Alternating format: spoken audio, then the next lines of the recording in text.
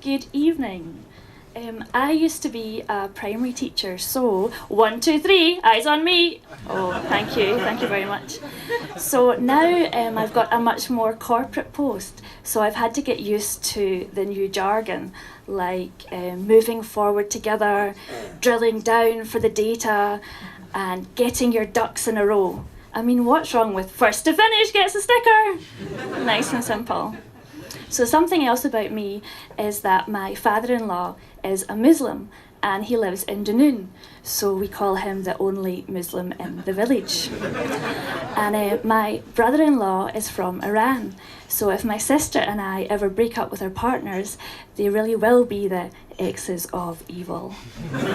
So my friend lives in Belfast and she has this really lovely house, and she's recently acquired a wood-burning stove. She's a very good friend, so I thought I would splash out and give her a box of luxury matches. When I asked my father-in-law to post the matches for me, he said, a Muslim going to the post office to send matches to Belfast? My father-in-law is actually from Lebanon, and I visited there with my husband, who was then my boyfriend, a number of years ago. And I was introduced to a few close family members, 80, at a surprise to me and my boyfriend engagement party. I thought my boyfriend was behind it, but when I looked at him, he was going, ah! And 2 days later, he was still going, ah! So thank you for delaying that proposal for a good 10 years. My father-in-law's favourite TV show is an Arabic X Factor for poets. Yes, it is a real show. And after he watches it, he's always inspired to write his own poetry, and he's been known to reduce a room to tears. But I don't know if he's any good or not because we don't speak Arabic in Paisley. But I am used to being somewhere where I don't understand the language. In my early 20s, I moved to Japan, and it was a really big culture shock for me. Sushi was a mainstream dish. The toilets, you had to squat to use the toilets, and naked group bathing was a thing. Hasn't quite taken off over here.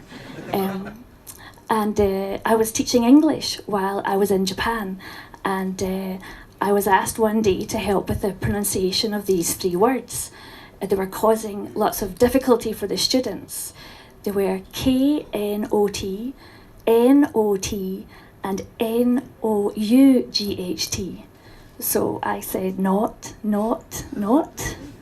and they asked me that in future just to use the pronunciation CD, so replaced by a machine. But while I was in Japan, there was a lot happening politically. For example, North Korea were apologising to Japan because they'd kidnapped Japanese citizens 23 years previously. They'd done this because they wanted to find out about Japanese culture. So thank goodness we have the internet now. And I was thinking, if this was to happen in this country, if there was a Westminster plan to kidnap Scottish people, to make sure they voted no in any future independence referendums, we'd be able to tell, because when they came back, they would say, I'm going to vote Tory in the next election. We are better together. And Iron Brew gives me the vote. I mean, who doesn't like Iron Brew? And also at that time, I remember that Bush and Blair were really going after the weapons of mass destruction. And I remember Kim Jong-il, the president of North Korea at the time, jumping up and down, shouting, I've got weapons of mass destruction! I've got weapons of mass destruction! And he was totally ignored for the imaginary weapons of mass destruction. And I was thinking, what if North Korea got really offended at that? What if they really wanted to take revenge and decided to plant their own weapon of mass destruction in the West? Ladies and gentlemen, I give you Mr. Donald Trump.